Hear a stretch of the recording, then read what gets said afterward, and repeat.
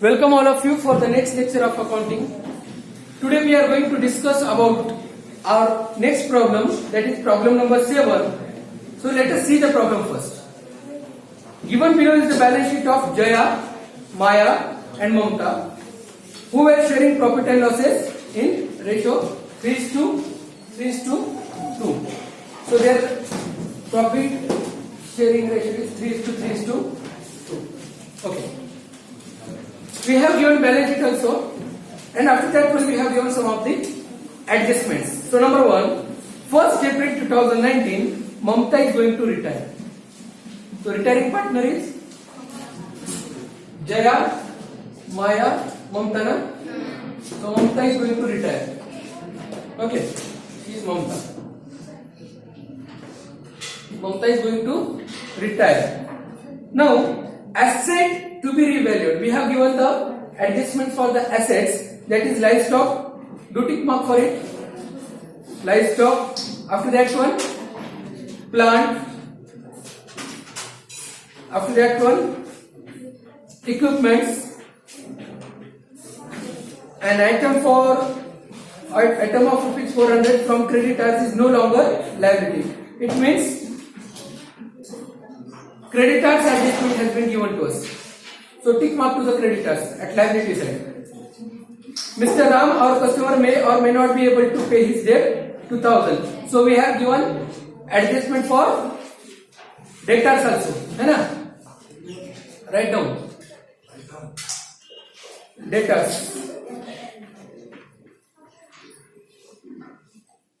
Amount due to Mamta is transferred to her loan account. Okay. Whatever the amount is due to Miss Mamta, that will be transferred to her loan account. And we have to pass the journal entries directly. आता आपल्याला journal entries pass करायचे. बरोबर आहे? Let us go for the account first.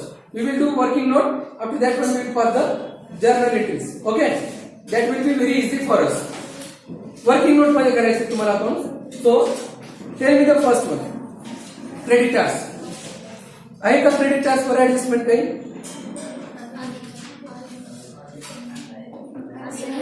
आहे? Okay. If we see in the balance sheet, if we want to look in the balance sheet, we will come to know that creditors of rupees 400 no longer. आता बघा 34,400 पैकी 400 रुपये द्यायची गरज नाहीये. Direct बघा balance sheet imagine करा, तुम्हाला कळेल का बॅलन्स शीट करून दाखवू.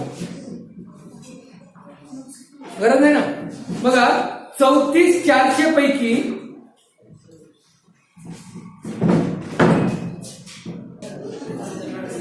so we have a creditors amount है ना, that is 400. काय झाले? An item of 400 from creditors is no longer as a liability. म्हणजे 400 रुपये आता द्यायची गरज नाहीये. किती द्यायचे होते? Sundry creditor 34,400. आता किती द्यायची गरज नाहीये है ना? Return of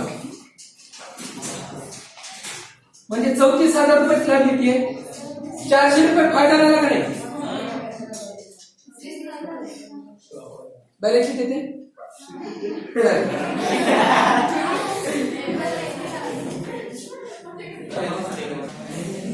So sundry creditor is 34,400. 400 is given off to us. म्हणजे 400 रुपये वाचले. आज किती रुपये द्यायचे? 400 रुपये फायदा झाला ना. Credit on incomes bye sundry creditors ना किती रुपये? 400 आला. ओके. नेक्स्ट बिल्स पेबल वर काही ऍडजस्टमेंट आहे का? नाही ना. बिल्स पेबल वर ऍडजस्टमेंट नाही. किती रुपये? आपण हे वर्किंग नोट म्हणून करतो, आपल्याला टॅली करत बसायचं नाहीये. आपल्याला जर्नल एंट्रीसाठी जेवढे आयटम पाहिजे तेवढे घेतोय आपण. कळालं का? पूर्ण बनवायची गरज नाहीये. वेळ वाचवायचा. आपल्याला जर्नल एंट्री पाहिजे. खालचे वर्किंग नोट आहेत हे सगळे. आजपर्यंत आपण हे मेन प्रॉब्लेम होता आपला. आता हा मेन प्रॉब्लेम नाहीये, हा मेन प्रॉब्लेम आहे. म्हणून आपण जेवढं पाहिजे तेवढंच घेतोय, ऍडजस्टमेंटचे फक्त आयटम्स घेतोय, ठेवतोय आणि एंट्री करतोय, म्हणजे आपल्याला जर्नल एंट्रीला सोपं जाईल. कळतंय? नेक्स्ट सांगा मग कॅपिटल अकाउंट. कॅपिटल अकाउंट लागतं आपल्याला, कारण की आपल्याला पार्टनर्स कॅपिटल तयार करावं लागेल. चला सांगा बरं. बिल्स पेबल नोट होतं ना. जया जया 48,000, 52,000, 36,000 बाय बॅलन्स 48,000, 52,000, 36,000 झालं. हा नेक्स्ट फक्त दिलेल्या ऍडजस्टमेंटची जर्नल एंट्री पास करायची आहे. बिल्स पेबलवर ऍडजस्टमेंट आहे का? जर्नल एंट्री येणार नाही. ठीक आहे. नेक्स्ट जनरल रिझर्व दिले का? जनरल रिझर्ववर काही, पण आपण जनरल रिझर्व रेशो मध्ये वाटून घेतो ना पार्टनर्सला. द्या बरं. बाय लास्ट बँक बोलू नका.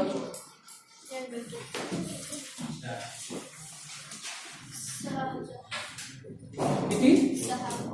3:2 किती येतात? 6,000. 6,000 कळालं काही? कसं आलं? ह्या रेशो मध्ये वाटलंय जे काही जनरल रिझर्व आहे. सगळ्यांना कळालंय? कोणाला अडचण आहे? नाही. ठीक आहे. आता लायबिलिटी साइड संपली, ऍसेट साइडला येऊ. बँकवर ऍडजस्टमेंट आहे का? बघा तो बँकवर ऍडजस्टमेंट आहे का? नाही. ठीक आहे. बँकची आपल्याला गरज नाही सध्या, कारण की जर्नल एंट्री पास करायची नाहीये त्याच्यावर. नेक्स्ट काय? प्लांट अँड मशिनरी आहे का?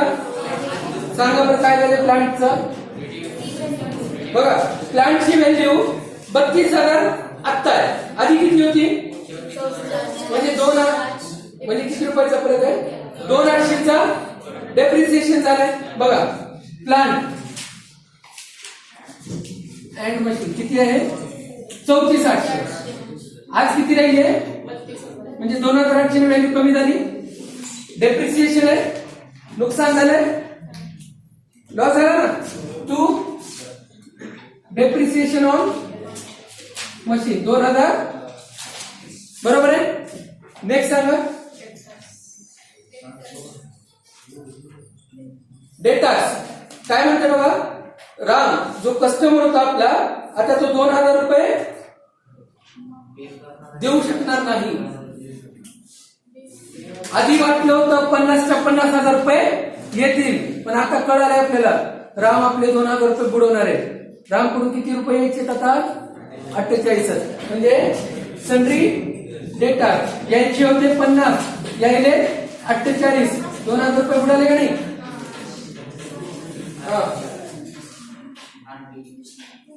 कळलं नाही? कळलं का? रामकडून 50,000 रुपये यायचे होते, ऍडजस्टमेंट मध्ये सांगितलं 2,000 रुपये पे करू शकणार नाही, म्हणजे 2,000 रुपये बुडाले. यायचे होते 50, आले 48. 2,000 रुपये म्हणजे काय? 2 लॉस ना. RDD 2,000 रुपये प्रोव्हिजन केले ना. लक्षात आलं? क्लिअर आहे? समजा की नाही समजा रे? नेक्स्ट लाईव्ह स्टॉक ना. आधी किती होता लाईव्ह स्टॉक? 25,200. आज किती आहे लाईव्ह स्टॉक? आधी होता 25,200, आज किती आहे? 24. म्हणजे कितीचं नुकसान झालं? 1,200चा. काय झालं? Loss. 2 depreciation on live stock ना 1,200. बरोबर आहे? क्लिअर आहे? अडचण आहे कोणाला? क्लिअर व्हायला ना एकदम. आजपर्यंत जे केलं तेच करायचं आपल्याला. नेक्स्ट सांगा. इक्विपमेंट्स दिले का काही त्याच्यावर? आहेच. ठीक आहे. इक्विपमेंट्स आधी कितीचा होता? 16 800 आधी 16,000 होता, आज 16,800 800 रुपयाने वाढला ना, म्हणजे ऍप्रिसिएशन फायदा झाला कशावर, इक्विपमेंटवर बाय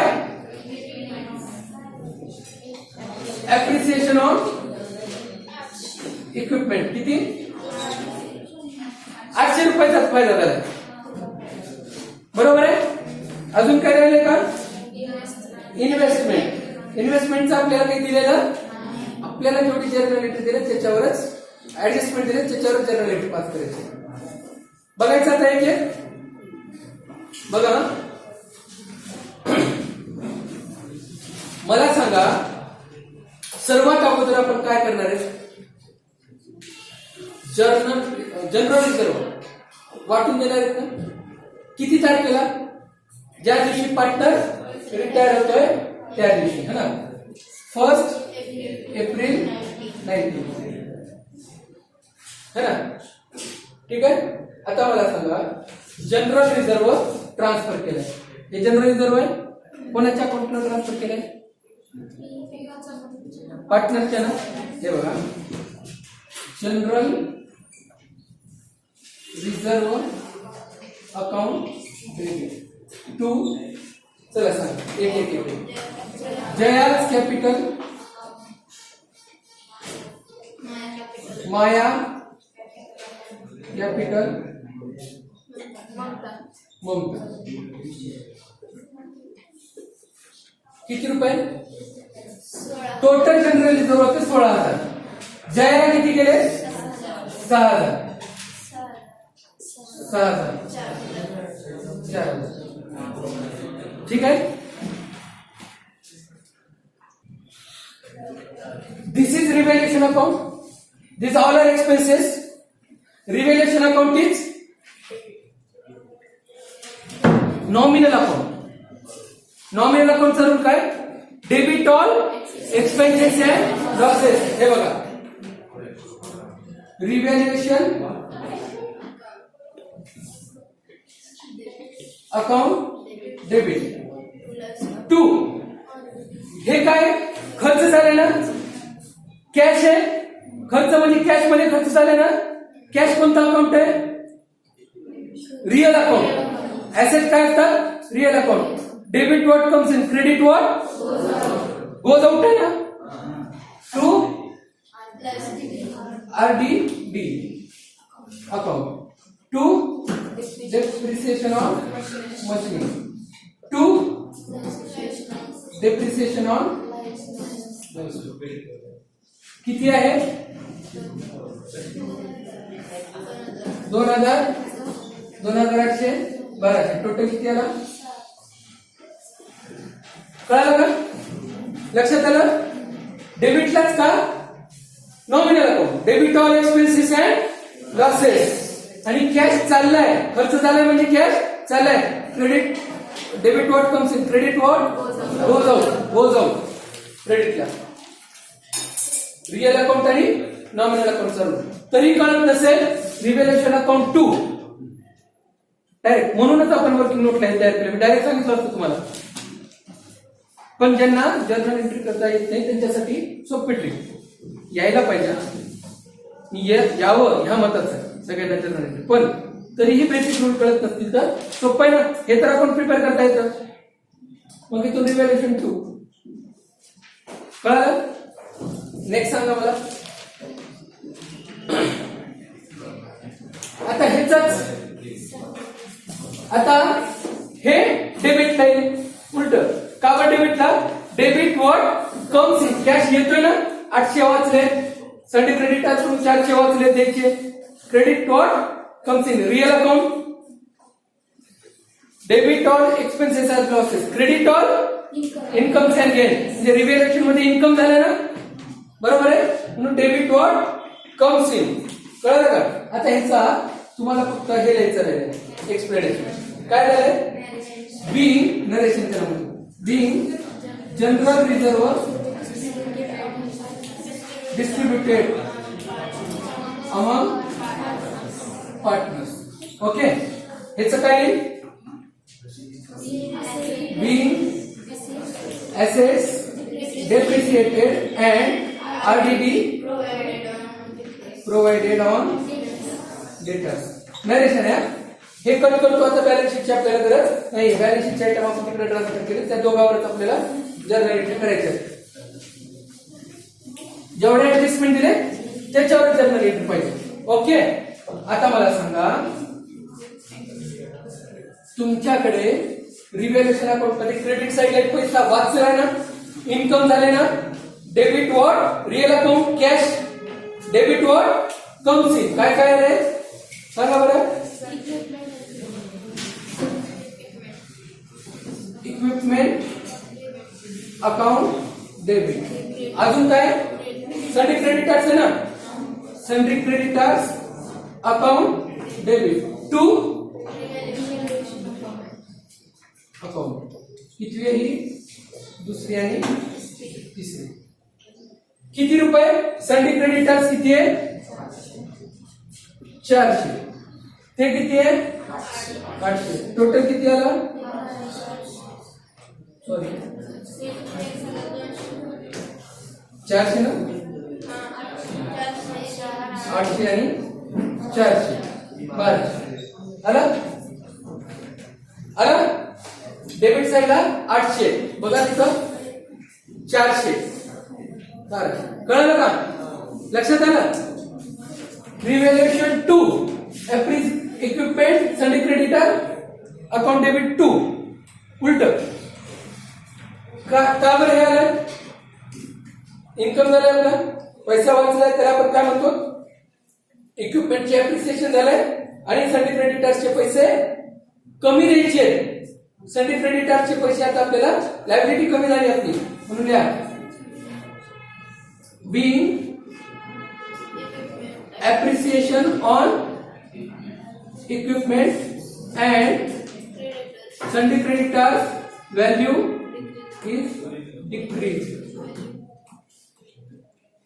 है ना? किती? 1200 रुपये वाचले. झालं?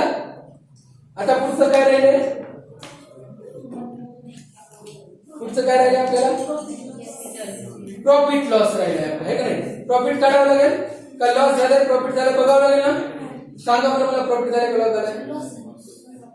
नक्की ना. किती रुपयाचा? इकडची टोटल किती येते? 6000 है ना, बाय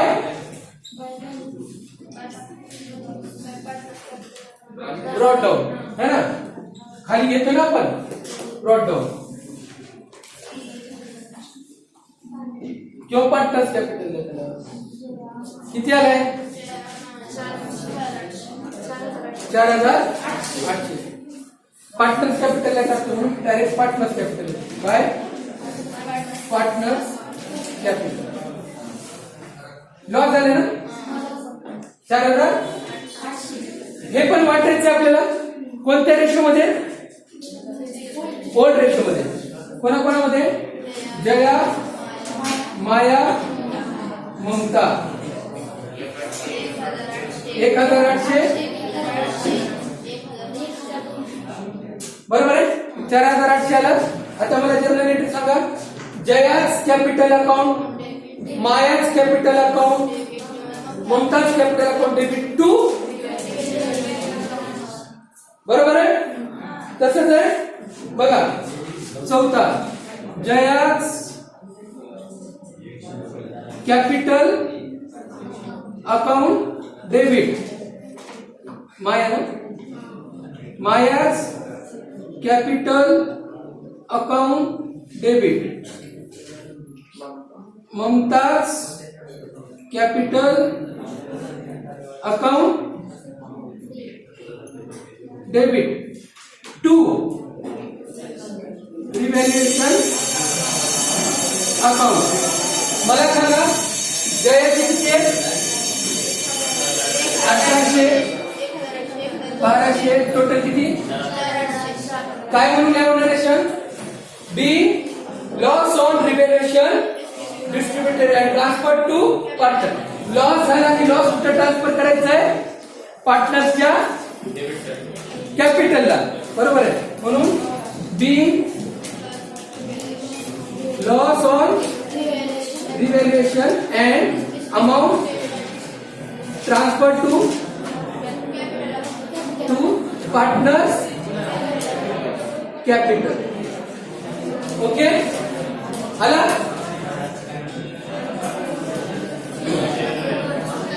आता बघा राहिले ना दोन द्यायचं ऍडजस्टमेंट आहे ना त्याच्यावर.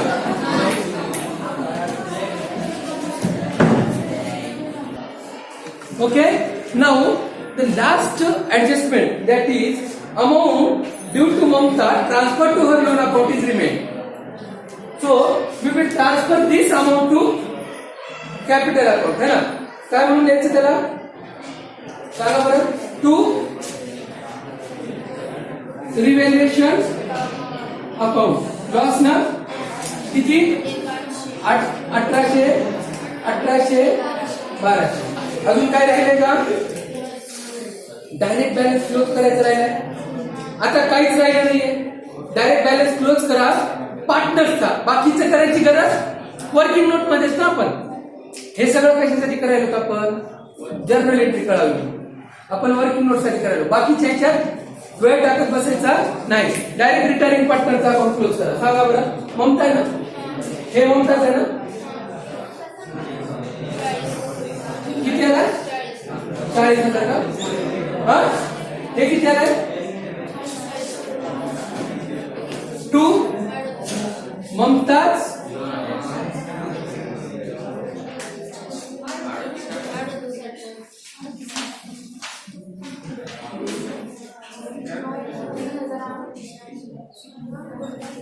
बरोबर आहे. बघा आतापर्यंत मी सगळे अकाउंट क्लोज करत होतो कारण की आपला तो मेन प्रॉब्लेम होता. इथं आपल्याला फक्त जर्नल एंट्रीच्या ट्रीटमेंट बघायच्या आणि त्या हिशोबानं जर्नल एंट्री पास करायच्या. आणि त्यामुळे मी फक्त तेवढंच करतोय. बाकीची करायची गरज नाही. त्याला मार्क सुद्धा नाही. मार्क इथे. पण हे कसं आलं हे दाखवावं लागतं. ह्या जर्नल एंट्री कशा पास केल्या त्या दाखवावं लागतात. म्हणून हे सगळं चालू आहे. ओके आता मला सांगा काय ते जर्नल एंट्री. पार्टनर्स म्हणजे Mumtaz capital account loan transfer करतो ना. इथं बघा कितवी आहे? कितवी जर्नल एंट्री आहे? 5वी. सगळ्यांना तारीख सेमच आहे. Okay Mumtaz capital account debit ना.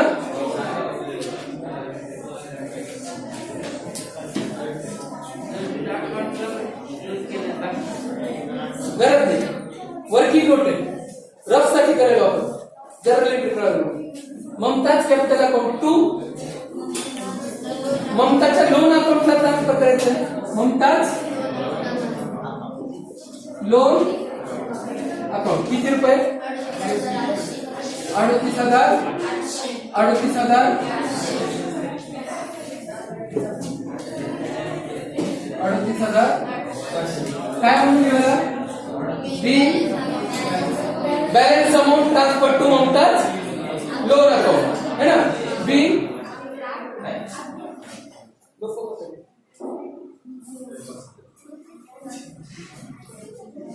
Amount transferred to Mamta's loan account. Close झाला.